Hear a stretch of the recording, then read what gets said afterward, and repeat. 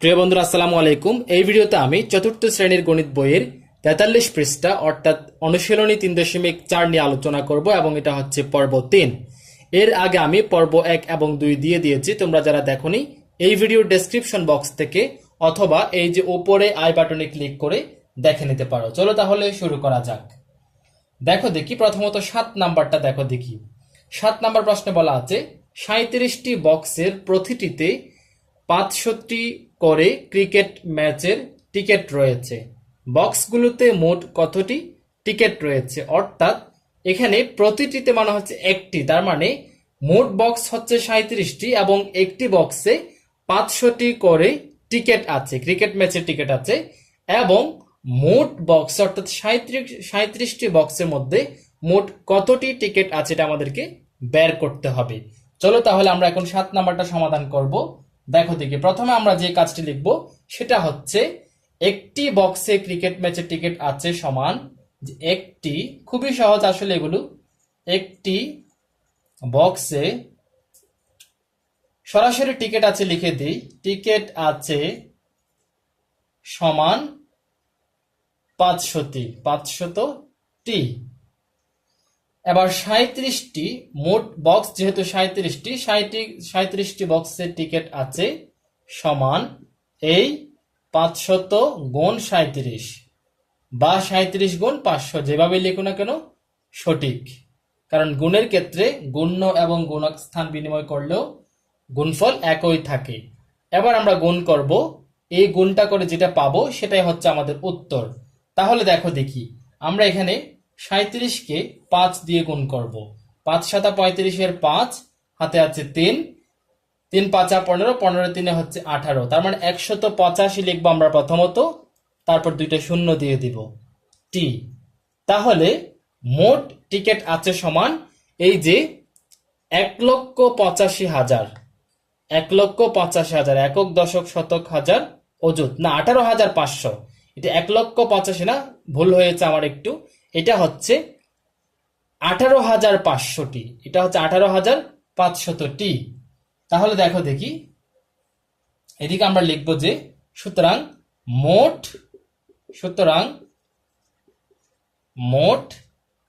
18,500টি ticket আছে, উত্তর 18,500। এবার আমি 8 নাম্বার অঙ্কে চলে যাব। 8 নাম্বারটাও খুবই সহজ।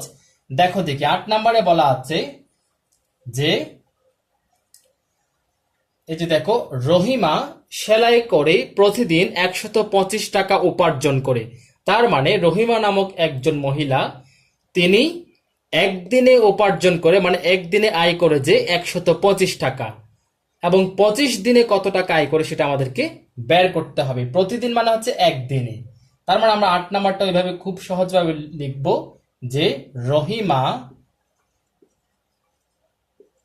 একদিনে উপার্জন করেন সমান 125 টাকা। তারপর যেটা লিখবো সেটা হচ্ছে রহিমা এই যে 25 দিনে কত টাকা উপার্জন করে বের করতে বলা হয়েছে, যেহেতু আমরা 25 দিনে উপার্জন করেন সমান দিয়ে আমরা 25 দিন গুণ 125 টাকা। এবার আমরা এটা গুণ করব, 125 উপর লিখলাম, নিচে শুধু 25 লিখলাম। প্রথমত আমরা এককের স্থানের গুণ করব, 5 5 25, 5 হাতে আছে 2, 5 দ্বিগুণে 10 এবং 2 হচ্ছে 12, 1 আছে হাতে, 5 একে 5, একে 6। এবার আমরা এদিকে একটা শূন্য দিব। এবার দশকের গুণ করব, 2 এর গুণ, 5 দ্বিগুণে 10, 10 এর শূন্য হাতে আছে 1, 2 দ্বিগুণে 4, 4 একে 5 হাতে আছে, হাতে কিছু নাই, হ্যাঁ, তারপর 2 একে 2। এবার দেখো দেখি, 0 এবং 5 হচ্ছে 5, 2 0 এর 2, 5 6 11 এর 1 হাতে আছে 1, 1 যদি 2 কে দেই 3, তার মানে 3 1 2 5, 3 1 2 5 টাকা। তার মানে রহিমা 25 দিনে কত টাকা উপার্জন করে? 3,125 টাকা। এটাই হচ্ছে উত্তর।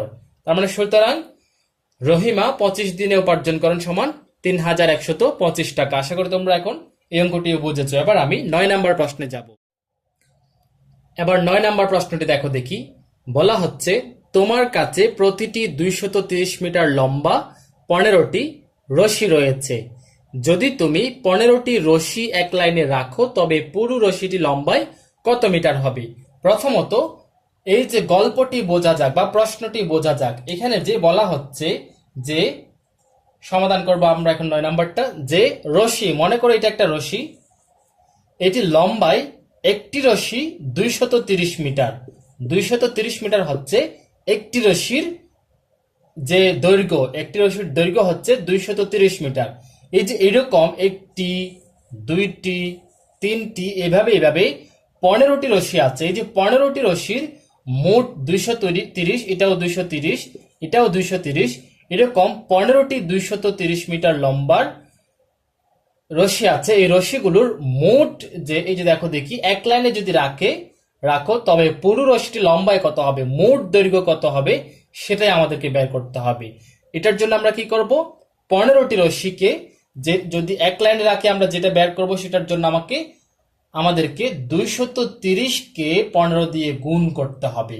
যেমন এই যে এখানে 3টি রশি যদি আমরা বের করতে চাই, তাহলে খুব সহজেই আমরা 230কে 3 দিয়ে যদি গুণ দেই, তাহলে এই 3টি রশির লম্বায় কত হবে মোট, সেটা বের হয়ে যাবে। তাহলে আমরা খুব সহজেই আমরা এখন সমাধান করব। প্রথমত আমরা যে কথাটি লিখব সেটা হচ্ছে একটি রশির দৈর্ঘ্য, বা একটি রশি হয় 230 মিটার। তাহলে লিখব যে এখন আমরা একটি রশি লম্বায় হয় 230 মিটার।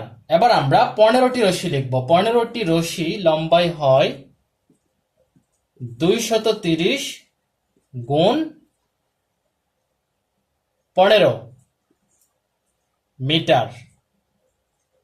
এবার আমরা এই গুণটা করব। 23কে 15 দিয়ে গুণ করে বাকিটা শূন্য বসিয়ে দিলেও হয়ে যাবে। তাহলে দেখো দেখি, 3 5 15 এর 5, হাতে আছে 1, 5 দ্বিগুণে 10, 1 এ 11। এবার এদিকে শূন্য বা ক্রস দিতে পারি, 23 একে 23, 5 4 3 যোগ করলে এই 3 4 5, এবার একটা শূন্য বসিয়ে দেব, মিটার।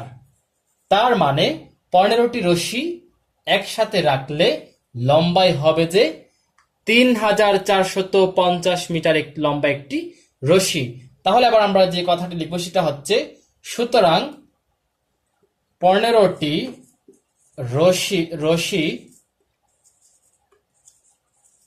এক লাইনে রাখলে হবে সমান 3450 মিটার। এটা 3450 মিটার লিখেছি। আচ্ছা, এটা সুন্দর করে লিখি একটু, 50 মিটার। ঠিক আছে, উত্তর হচ্ছে এখন কত? উত্তর হচ্ছে 3450 মিটার। এবার আমি পরবর্তী প্রশ্নে যাব। এবার 10 নম্বর প্রশ্নটি দেখো দেখি। যদি তুমি একটি মাটির ব্যাংকে প্রতি মাসে 165 টাকা করে জমাও তবে 1 বছরে কত টাকা জমাতে পারবে? খুবই সহজ একটা প্রশ্ন। তোমাকে আগে বুঝতে হবে এখানে 1 মাসে কত টাকা করে জমাই সেটা হিসেব করে আমরা 1 বছরে কত টাকা হবে সেটা আমরা বের করব। তাহলে প্রথমত আমাদের যে কাজটি করতে হবে সেটা হচ্ছে 1 বছর সমান কত মাস, সেটা আমরা প্রথমত লিখব। তাহলে আমরা প্রথমেই লিখব যে সমাধানের ক্ষেত্রে আমরা জানি 1 বছর সমান 12 মাস। এবার আমরা যে কাজটা করব, সুতরাং এবার লিখবো যে আমরা প্রতি মাসে মানে 1 মাসে জমাই 165 টাকা। তাহলে লিখবো যে আমরা কি 1 মাসে জমাতে পারে লিখি সমান 165। তারপর 1 বছর বা 12 মাসে জমাতে পারে সমান 165 গুণ 12 টাকা। আমরা এদিকে 165কে 12 দিয়ে গুণ করব।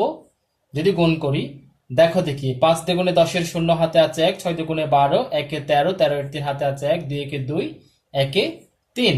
এবার এদিকে একটু শূন্য দিব, 165 1-এ 165। এবার আমরা যোগ করব 0 0 0, 5 3 8, 6 3 9 1, তার মানে 1980 সমান সমান 1980 টাকা। তার মানে তুমি এই যে 1 বছরে জমাতে পারবে যে 1980 টাকা। এবার আমরা লিখতে পারি সুতরাং 1 বছরে, সুতরাং 1 বছরে 1980 টাকা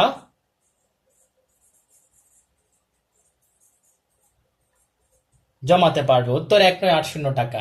এবার আমি পরবর্তী প্রশ্নে যাব। এবার পরবর্তী প্রশ্ন দেখো দেখি। সেলিম তার মুরগির খামার থেকে 185টি মুরগি বিক্রয় করলেন। তিনি প্রতিটি মানে একটি মুরগির জন্য 275 টাকা করে পেলেন। সেলিম মুরগি বিক্রি করে মোট কত টাকা পেলেন? তার মানে এখানে বলে দেওয়া আছে একটি মুরগি বিক্রি করে সে 275 টাকা পেল এবং 185টি মুরগি বিক্রি করে তিনি কত টাকা পাবেন এটা আমরা বের করব। তাহলে খুবই সহজভাবে আমরা এখন 11 নাম্বারটা সমাধান করব। প্রথমত আমরা লিখব যে একটি, সেলিম লিখি, সেলিম একটি মুরগি বিক্রি করে পেলেন সমান 275 টাকা। এবার দেখো দেখি সেলিম কতটি মুরগি বিক্রি করলো? 185টি। 185টি মুরগি বিক্রি করে পেলেন সমান এই যে 275 দিয়ে বা 275কে 185 দিয়ে গুণ হবে। গুণ করে যেটা পাবো সেটাই হবে যে আমাদের উত্তর। তাহলে আমরা গুণটা একটু খুব সতর্কতার সহিত করব। 275কে আমরা 185 দিয়ে গুণ করব। দেখো দেখি 5 5 25-এর 5 হাতে আছে 2, 5 7 35, 35 এবং 2 হচ্ছে 37-এর 7 হাতে আছে 3, 5 দ্বিগুণে 10, 10 এবং 3 হচ্ছে 13। এবার আমরা 8 দিয়ে গুণ করব। 5 8 40, 40-এর শূন্য হাতে আছে 4, 7 8 56, 56 এবং 4 হচ্ছে 60, 60-এর শূন্য হাতে আছে 6 এবং 8 দ্বিগুণে 16, 16 এবং 6 হচ্ছে 22। এবার আমরা পরবর্তী গুণ, এই যে পরবর্তী 10 এই যে শতকের গুণে যাওয়ার জন্য দুইটা শূন্য দেব। এবার দেখো দেখি 275 একে আমরা খুব সহজেই জানি 275। এবার আমরা সবগুলো যোগ করব। 5 7 0 0, তার মানে যোগ করলে 7, 5 3 8, তারপর 2 1 3, 3 7 10, 10-এর শূন্য হাতে আছে 1, একটা আমরা এই পাশে দিয়ে দিলে 3 হবে, 3 2 5। তার মানে এই যে দেখো দেখি 50,875। তার মানে এদিকে আমরা লিখবো যে 50,875 টাকা। তার মানে সেলিম মুরগি বিক্রি করে মোট পেলেন সমান, মোট পেলেন 50,875 টাকা। এই কথাটা চাইলে এখানে লিখেও দিতে পারি যে সুতরাং সেলিম মুরগি বিক্রি করে মোট 50,875 টাকা পেলেন। আশা করি তোমরা বুঝতে পেরেছো। এবার আমি সর্বশেষ পরবর্তী যে 12 নাম্বার অঙ্কে চলে যাব। তোমরা 12 নাম্বার প্রশ্ন পড়ো দেখি। 12 নাম্বার প্রশ্নে বলা আছে যে দেখো দেখি একটি খাতা প্রস্তুত করতে 78টি কাগজের প্রয়োজন। তার মানে একটি খাতা, সেই খাতাটি বানাতে বা প্রস্তুত করতে 78টি কাগজ লাগবে। এরকম 955টি যদি খাতা প্রস্তুত করতে চাও বা করা হয়, তোমার কতটি কাগজ লাগবে সেটা আমাদেরকে বের করতে হবে। খুবই চমৎকার একটি অঙ্ক।